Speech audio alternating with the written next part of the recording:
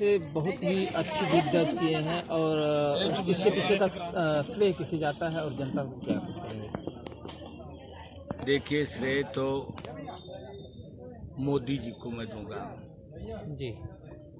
मेरे जीत का कारण जो ऐतिहासिक जीत हुई है उत्तर प्रदेश में, माननीय अखिलेश यादव के नेतृत्व में हम लोग जीते हैं, लेकिन श्रेय मैं मोदी जी को दूंगा। अगर ऐसा वो नहीं करते, ऐसा कुकर्म नहीं करते, अत्याचार नहीं करते हैं और लोगों का उत्पीड़न नहीं करते, नौजवानों की नौकरी, बेरोजगारों की नौकरी और जो सेना में भर्ती हैं बेचारे, उनके साथ ये अत्याचार नहीं करते तो शायद इतनी बड़ी जीत हम लोगों की नहीं होती। लेकिन उनके कर्मों का ये फल हम लोगों को मिला है।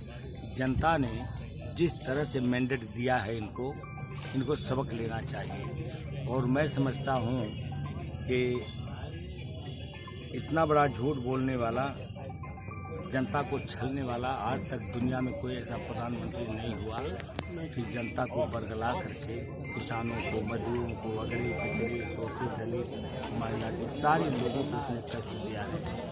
महंगाई आप देख रहे हैं, भ्रष्टाचार देख रहे हैं, मनमाना अधिकारी कर्मचारी लूट रहे हैं। तो आक्रोश तो था जनता में, आक्रोश तो इतना था कि इनकी जमानत जब्त हो जानी चाहिए, लेकिन जा कर के गुफा में बैठ के जो तपस्या किए हैं, माँ देवी की कृपा हुई, कुछ की पा गए ये, वरना इनको तो मैं बता दूं कि ये मुंह दिखाने लायक नहीं रहते। सपा बसपा का इतना बड़ा गठबंधन 2019 में हुआ, जबकि 10 से 15 सीटों में सिमट गए आप लोग। इस वक्त कांग्रेस ने हाथ मिलाया और ऐलान किया, आपने 40 से 45 सीटों पे पहुंचे हैं। देखिए, कांग्रेस दुनिया जान गई, पूरे लोग जान गए, जो दलित भाई मेरा है वो संविधान के नाम पर, हर वर्ग, संविधान सबका होता है ना, संविधान के नाम पर सारे लोगों में कि अगर इस बार ये हो गया तो मेरा संविधान ही खत्म हो जाएगा, लोकतंत्र खत्म हो जाएगा, सारी बातें थी। इसलिए मैं बहुजन के लोगों को भी धन्यवाद दूंगा कि जितना अक्लमंदी से लोगों ने शांत होकर के, और अगर मायावती जी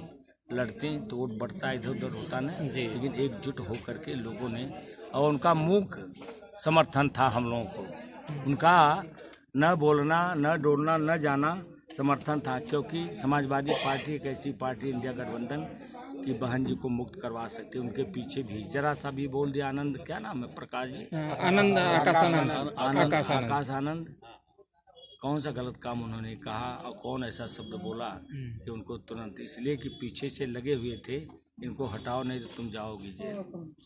तो जेल का बहाना एक बना करके सारे लोगों के ऊपर इन्होंने ईडी, कहीं सीबीआई तो कभी इनकम टैक्स, ये सारी चीज़ों से हड़का करके इन्होंने वोट लिया और अंत तक झूठ बोलता गया यह आदमी। 400 पार, 400 पार, 400 पार, 400 पार करने वाले 250 भी पार नहीं हुए संसद जी, नहीं हो गए। वो तो 250 होने में तो मैं तो आंकड़ा लगा रहा था कि 100 के नीचे ही रह जाएंगे, लेकिन ये मनाइए कैसे कैसे वो जीते हैं। अभी चला, सब बेमानियाँ हो रही हैं।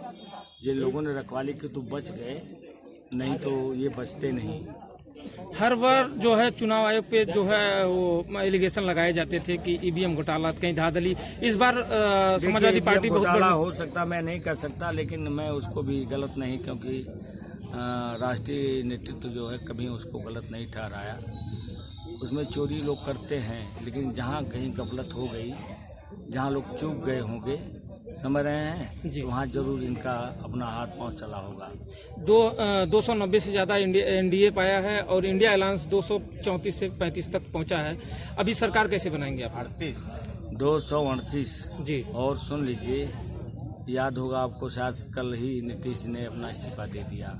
इतने बड़े झूठ प्रधानमंत्री के साथ मैं नहीं रह सकता जी, समझ रहे हैं कि नहीं? जिसको आप लोगों को बहुत दिमागदार है, उतना पुराना चंद्रबाबू नायडू भी आ गए। अब धीरे धीरे सारे लोग आ करके इनको बनने नहीं देंगे। ये प्रधानमंत्री नहीं बन रहे हैं, मैं कह रहा हूँ, ये नहीं बन रहे हैं, बन रही इंडिया अलायंस की सरकार। राहुल गांधी ने भी वादा किया था कि 4 जून को प्रधानमंत्री नरेंद्र मोदी नहीं बनेंगे। नहीं, बस सच्चाई है, ये सच्चाई है।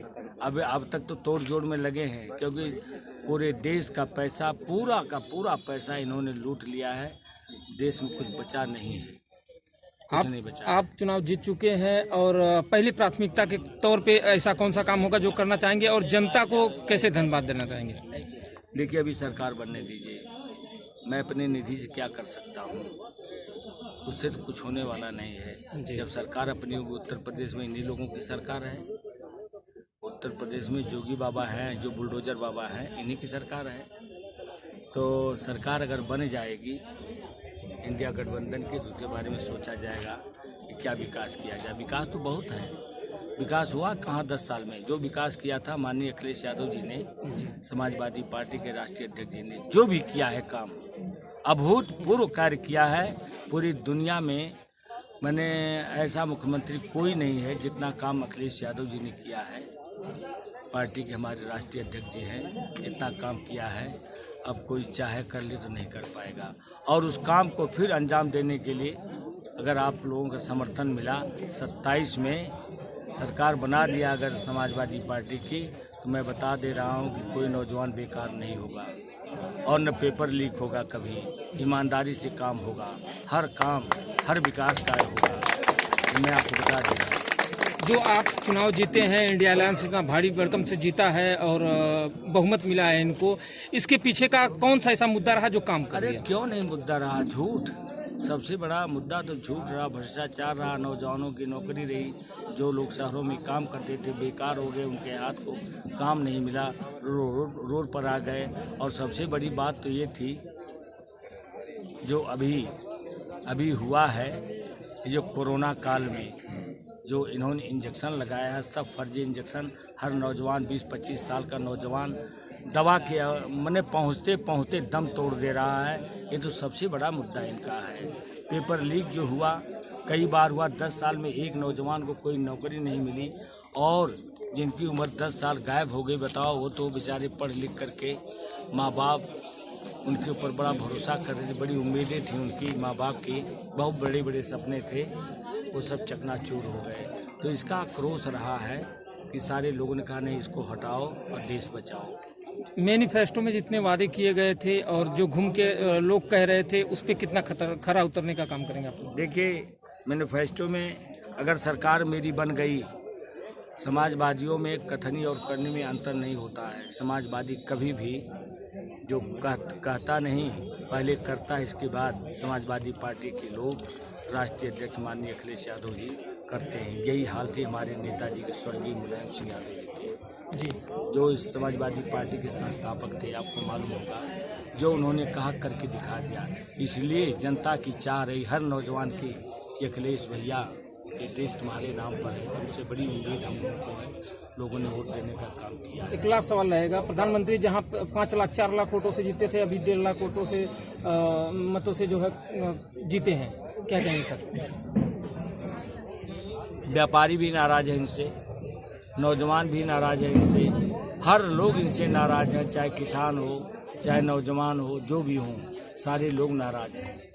नाराजगी के कारण रहा कि 1.5 लाख कोई वोट नहीं होता है। प्रधानमंत्री 1.5 लाख वोट से, वो भी इतनी दौलत बिछा दिया, एक एक वोट पर उनके चिट पर 1-1 हज़ार रुपया दिया गया, 2-2 हज़ार, 5-5 हज़ार रुपया करके हर कर्मचारियों को लगा दिया गया था।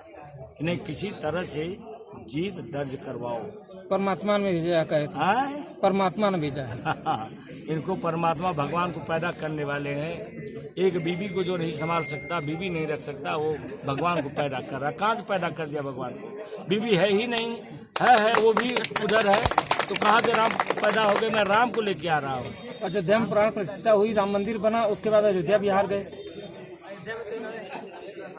वो बिला साहित्य के हम लोगों में होता है ना, शगुन निकालते हैं लोग कि है गुम्बद भी नहीं बनाता, कुछ नहीं बनाता, केवल दिखाने के लिए मंदिर के नाम पर बना लेंगे, मस्जिद के नाम पर बना लेंगे, हिंदू राष्ट्र के नाम पर बना लेंगे, हिंदू मुस्लिम करके बना लेंगे।